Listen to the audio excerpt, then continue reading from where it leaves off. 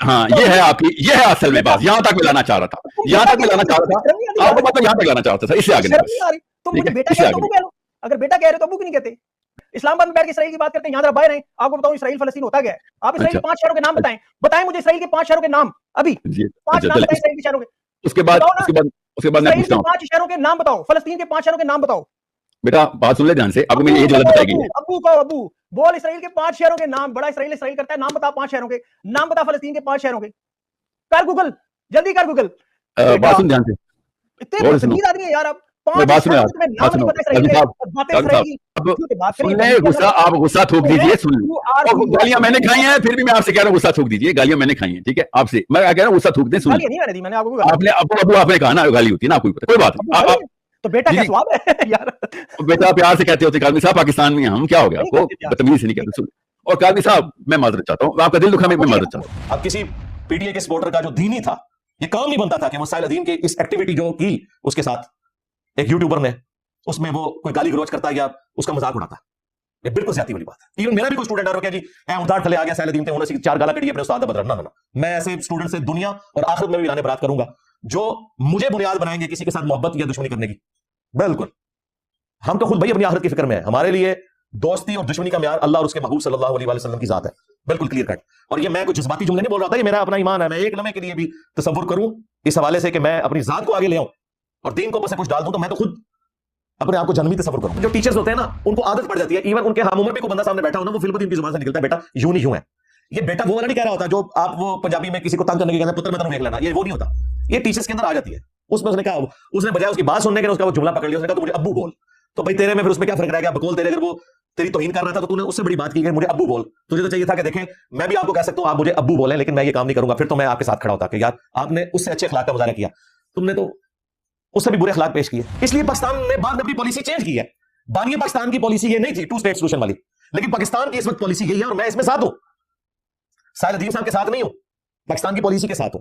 और इसी का इज़हार इमरान खान साहब ने किया, बिल्कुल ठीक किया। लेकिन जो पीटीए वाले उसे उम्मत मुस्लिमा का लीडर बना के जिस तरीके से पेश करते हैं ना, उस हिसाब से साहिल अदीम ने सही गिरफ्त की कि उम्मत मुस्लिमा का लीडर है ना, तो फिर 2 स्टेट सोल्यूशन पे नहीं आना चाहिए, फिर तो इसराइल को मानना नहीं चाहिए। अब पीटीए वालों ने जितना बड़ा कद काट खान साहब का खड़ा कर दिया, उस हिसाब से साहिल अदीम की गिरफ्त बिल्कुल दुरुस्त थी पीटीए वालों के ऊपर। इनको जबरदस्ती वर्ल्ड वार 2 में जो कत्लेआम किया हिटलर ने, उसकी कंपनसेशन के लिए पूरे यूरोप से, पूरी दुनिया से उठा के यहूदी पकड़ के इन्होंने जबरदस्ती बात की बैतुल मक़दिस में कि चलो इनके गमों का मुदावा हो जाए, जो हॉलोकॉस्ट में इनके साथ कत्लेआम हुआ था, हिटलर ने जुल्म किया था, चलो आप इनकी कंपनसेशन करें।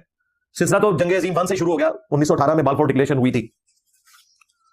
2 स्टेट सोल्यूशन के अलावा हमारे पास क्या है? हम जबरदस्ती जंग से तो उनसे नहीं जी सकते ना, हमारी इस वक्त की हालत है ना, गौसे पाक जिंदा है, वरना वो निगाह मार के कर देते। दुनिया अब यूएनओ की करारदादों में बंधी हुई है, सीधी सी बात है। अगर हम यहां से पीछे हटते हैं तो फिर हमें कश्मीर वाले स्टेटस से भी पीछे हटना पड़ेगा यूएनओ की करारदादों के तहत, तो एक मौके रखना पड़ेगा, मुफ्त हो चुके हैं। अब हम पुराने ख्वाब देखें, इन गिवन सर्कमस्टांसेस में ऐसा नहीं हो सकता। हमें अपनी स्पेस को हासिल करनी है, अल्टीमेट गोल जरूर रखें, लेकिन फिर वक्त को रिलीफ पहुंचाए ना, और फिर मामलात को लेकर चलो। बार बार पे झूठ बोलना, धोखा देना, यू टर्न लेना, बातों को बदलना, हुकूमत में होना तो सेम पे, बाहर निकलना तो आइन के लिए जिहाद करना, हुकूमत में होना तो गोद में बैठना, बाहर निकलना तो वोट को इज्जत दो, फिर बूट भी पॉलिश करो, उसी आर्मी चीफ को एक्सटेंशन भी दो, फिर वोट को इज्जत दो। तमाशा लगाया हुआ है। इनकी हकीकत हम पे खुल चुकी है। हाँ, पॉलिटिकल लीडर्स आप मोहब्बत करें, आपने जिसको वोट देना है वोट दे, वो आपका राइट है। मजहबी पेशवा नहीं माने, बस हमारा इख्तिलाफ ये है। वंस आप मजहबी पेशवा बना के पेश करेंगे नवाज शरीफ को, जरदारी को, इमरान खान को, फिर हम कहेंगे खुदा के लिए अपनी दुनिया तो तुमने बर्बाद की हुई है, पाकिस्तान में जो अवाम की हालत है, आखिरत तो कम से कम बचा लो, मर के तो चैन आ जाएगा ना। हाँ, इन लीडरों के पीछे अपनी आखिरत ना बर्बाद करो। एटलीस्ट जो यंग जनरेशन मजहब के साथ जुड़ी हुई है ना, एक एक करके इन यूट्यूबर्स की वजह से और पीटीए के जो फ्रंट मैन साफी बने हुए हैं सो कॉल्ड, इनकी हरकतों की वजह से एक एक करके लोग इमरान खान से मुतनफर होते जा रहे हैं। जाहिर है मजहबी बंदे ने तो पहले दीन को देखना है, सीधी सी बात है, उसके लिए बाकी चीजें बाद में। जब आप दीन के साथ इस तरह करेंगे तो ये कोई आप खिदमत नहीं कर रहे, आप अपने लीडर की मुश्किलात में इजाफा कर रहे हैं, सीधी सी बात है। और अब वो मौलवी जो बगल में बैठाए हुए थे खान साहब ने, ताहिर शरीफी किधर है? इधर केस में बोला है? मैं बोला हूं, और ना वो मौलाना साहब बोले जो रो रो के दुआएं करवाते थे बनी गाला में। अब क्योंकि मेरे लिए भी काबिल एहतराम है, मैं नाम उनका इसलिए नहीं ले रहा। कौन आता है सामने भाई? मैं बोलूं दिलेरी के साथ बोलूं कि यार गलत हो रहा है, इस तरीके से नहीं ऐसा होना चाहिए। लेकिन अगर आप ये कहेंगे कि हम मजहब को पसे पुश डालें और पॉलिटिकल लीडर्स की मोहब्बत में इस लेवल के ऊपर चले जाएंगे, दीन का अपना जनाजा निकाल दें, और दीन के हवाले से जो लोग गलत एक्टिविटी कर रहे हैं, अल्लाह के बंदो, पीटीआई, नून लीग, पीपल्स पार्टी तो शाही कोई नहीं है, हम तो टीएलपी, टीटीपी, जो मजहब की बुनियाद के ऊपर दहशतगर्दी फैलाए हुए हैं मुल्क के अंदर, हम उनको कुछ नहीं समझते हैं, उन पे हम क्रिटिसिज्म करते हैं। ये तो बेचारे सारे बर्गर फैमिली वाले लोग हैं। ये कोई तरीका नहीं है कि आप मजहब को पसे पुश डालते हुए अपने पॉलिटिकल लीडर्स की मोहब्बत में इस लेवल के ऊपर आगे जाएं कि जो लोग दीन की कोई आवाज उठाए हुए हैं, आप उनको इस तरीके से बुला के बेइज्जत करें और उन्हें कहें कि ये मौलवी बिक गया। ये लिखा है जी, बिक गया जी, एस्टैब्लिशमेंट ने एक नया बंदा लॉन्च कर दिया है साहिल की शक्ल में।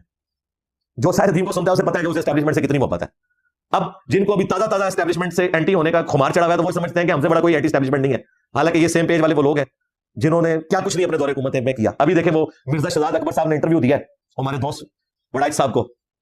उन्होंने कहा ये एहसन इकबाल, खाकान अब्बासी, मिफ्ता इस्माइल पे जाली केस बनाए गए थे।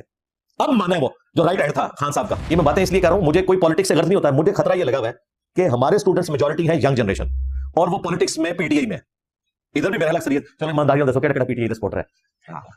ओए पीटीआई ने यूट्यूबर देख लो, तो लीडर की मोहब्बत इंजीनियर साहब देखो स्टूडेंट एरिया अकेडमी छाड़ जाएंगे। इनके लिए पहली चीज दीन है, पॉलिटिकल लीडर बाद में। बिल्कुल ऐसा ही है ना जी। वोट जिन्हों मर्जी पाओ यार, इसलिए नहीं, लेकिन दीन पहले, अल्लाह के नबी पहले, कुरान पहले। बाकी आपके पॉलिटिकल इख्तिलाफ आप रख सकते हैं। साहबा में पॉलिटिकल इख्तिलाफ था आपस में, ठीक है, हो सकता है। साद इब्ने उबादा ने हजरत अबू बकर और उमर की बैत नहीं की, कितनी बड़ी बात है। हम उसकी जुबान खींच रहे हैं जो साद इब्ने उबादा के बारे में कोई गुस्ताखाना जुमला बोले। क्यों? उनका एहसान रसूलुल्लाह के ऊपर है। 155 सहाबा जो असहाबे सुफा हुजूर के शागिर्द थे, हुजूर तो उनका खर्चा नहीं उठा सकते थे। 155 हुजूर के शागिर्दों का खर्चा एक बंदा उठाता था, साद इब्ने उबादा, खजरज का सरदार। नहीं बैत की अबू बकर की, उमर की भी नहीं की, तो क्या उनके इस्लाम के ऊपर असरात खत्म हो गए? हजरत अबू बकर क्या मुकाम अपनी जगह, लेकिन इतने बड़े बड़े साहबा, अबू दरदा, अबू हुरैरा, ये वो लोग हैं जो हजरत साद इब्ने उबादा के खाने के ऊपर पले हुए हैं। तो उनकी इस्लाम के लिए खिदमत को हम जीरो से मल्टीप्लाई कर देंगे? नहीं। पॉलिटिकल इख्तिलाफ हो सकता है, दीन के लिए नबी इस्लाम के साथ सारे मुगल